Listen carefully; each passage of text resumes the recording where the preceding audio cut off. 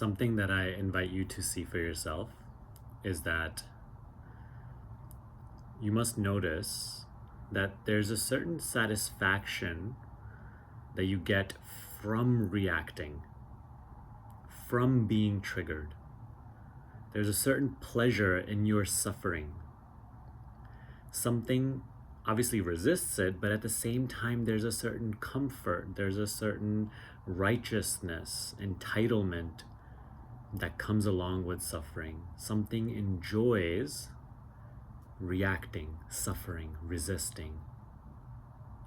And that is part of why when you encounter this teaching, let's say also you're, just newly practicing acceptance, awareness, that is why you resist even further and you feel like it's very, very difficult and you don't want to do it, because in times of reaction, you're being denied that satisfaction. Now you have woken up to something greater, so now you know you shouldn't be reacting, or that you can dissolve your reaction, no longer be attached to your reaction. But something resists that because there's a comfort in your reaction. Something wants to enjoy that reaction.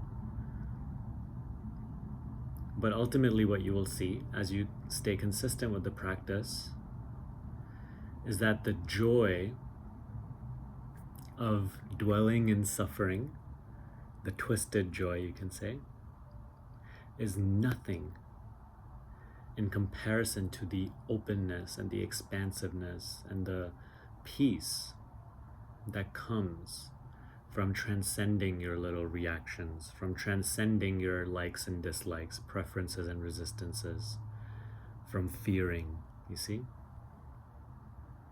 And you'll notice that there are many times as you're going about the practice that you become triggered. Life will always bring up in unique circumstances, through the people in your life, through your own personal situations, life will bring up from within you all that is unconscious, all your unconscious identifications, belief systems. And so these are what you feel as your trigger points, things that make you react. And you'll notice in those times, there's a certain joy you want to get from being triggered. A certain pleasure, we shouldn't say joy. And although, yes, you can react and then, you get that little bit of hit, a little bit of a pleasure, but then you suffer that later. Even more. So rather than succumbing to your lower instinct, lower nature, you are aware. And through that, you're learning to no longer be reactive to your own reactions, no longer being pulled in any direction by what's going on in mind and what's going on in circumstances. And so you don't feed your lower nature. Now you'll see that as life unfolds, not only does the pull of your lower nature become almost non-existent, but also each time you transcend that trigger point, the satisfaction, the peace, the joyfulness that comes from that, from not succumbing to your lower nature, is infinitely greater than the little hit of pleasure that you may get from your own suffering. It takes maturity to realize this. It takes courage to find this out. Oftentimes when you're coming across these teachings, the mind paints all sorts of pictures that, I'm just going to become an emotionless zombie. Who am I going to be without emotions? But actually, it's the mind that misinterprets the teaching. It's not about being emotionless. It's about recognizing that you are not your emotions. And only by recognizing that, now you are able to be how you want to be. If you were given a choice, would you be pleasant and joyful, or would you be suffering and miserable? You would always pick joyfulness. If things are going negatively, if you had a choice, would you prefer to stay peaceful in even the negative times? You would. So the problem is that you are unconsciously reacting and suffering, and unconsciously clinging onto that suffering because you think that there's comfort and some sort of pleasure there. But it's not true. It is full of dysfunction, and it only leads to more suffering. So it takes courage to find this out. It takes patience. It takes perseverance. You see? And again, the joyfulness that comes from this, you yourself will notice.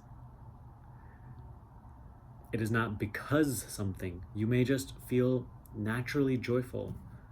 And it's not, this joy is not here as a byproduct of something. Because this is here in my life today, or that is not there in my life today. Almost like an uncaused joy, uncaused happiness.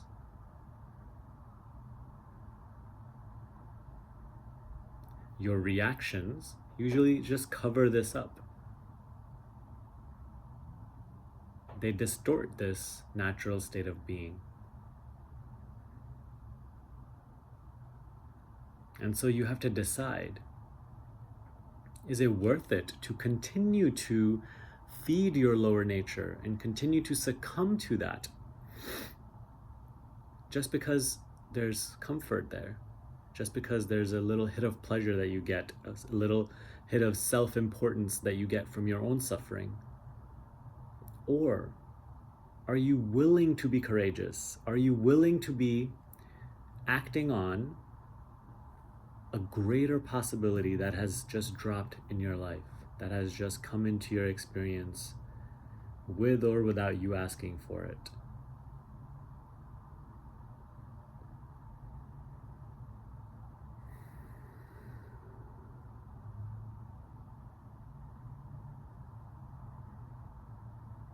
So see this for yourself.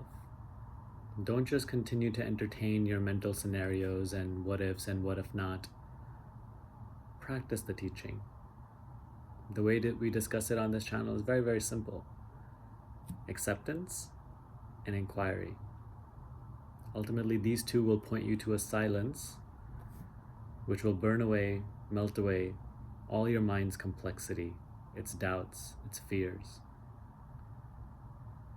But you must be willing. If this willingness is not there, then you will continue to listen to these videos and you will continue to gather ideas. And that'll be it. You'll just entertain yourself with these sorts of videos because the message in them makes you feel a little better. It gives you a glimmer of hope. But your unwillingness to embody the teachings, to practice in the most difficult moments in your life, it robs you of the actual experience of the teaching.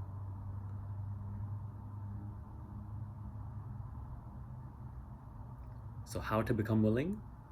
Well, be interested. Right now you're interested in perhaps just hearing about these things, and then you're interested in your mental scenarios about the teachings. What if this happens? What if that happens? What if this turns into all nonsense? Be interested in the teaching itself, not in the intellectualization of it. Be interested in living the teaching.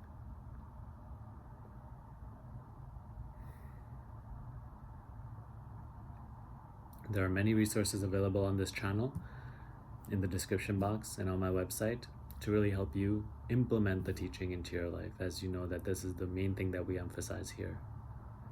So please take advantage of that and take this message to heart today. Don't take it lightly. If you're hearing this, in some way it is very, very relevant to you uniquely to be hearing this right now. Act on it. Good luck.